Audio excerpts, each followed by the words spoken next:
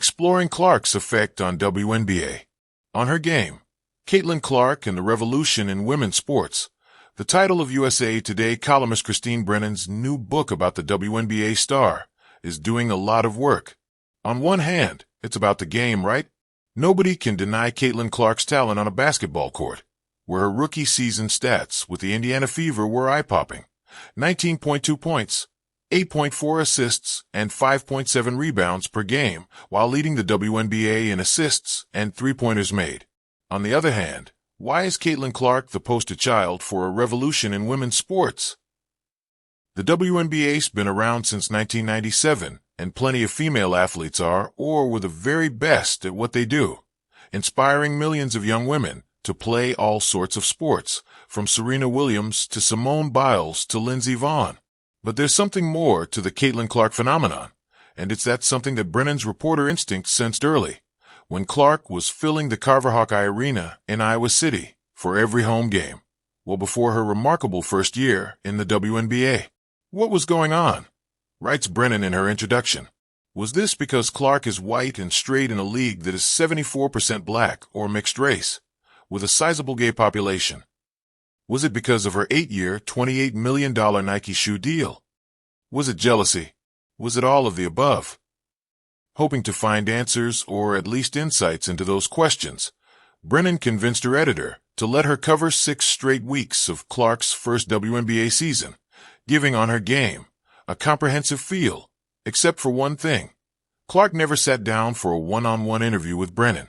She did, however, answer every question Brennan posed at press conferences, and they are widely quoted throughout the book, along with all sorts of other Clark content like TV appearances and social media posts, as well as interviews Brennan conducted with other WNBA players, coaches, and various experts. Brennan's presence at Fever games, home and away, and her intense focus on Clark as a singular story became a story of its own in September 2024, when Brennan asked follow-up questions of Dejanai Carrington, a Phoenix Sun player whose fingers made contact with Clark's eye during a playoff game. Brennan asked Carrington if there was anything intentional about it.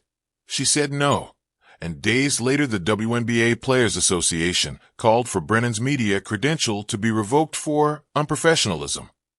10 months later, it's a good bet only the most die-hard sports journalism fans will care about that controversy. Brennan makes it very clear how she feels about it. I was doing my job, she writes. Clark's race and the frosty reception she got from some in the league is returned to again and again, with Brennan and the people she talked to asserting with incredulity that the WNBA wasn't ready for all the attention.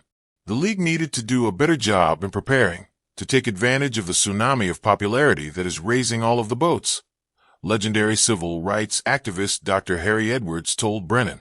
Instead, Brennan cites example after example, from WNBA legends like Diana Taurasi and Cheryl Swoops, to fellow female athletes like the WNBA's Breanna Stewart, who made statements minimizing Clark's impact.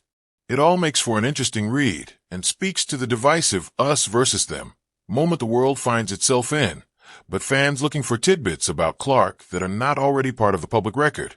How she learned to shoot like that, her on- and off-court life. We'll have to stay tuned to the current WNBA season. Clark's Fever team is in the middle of the pack in the Eastern Conference,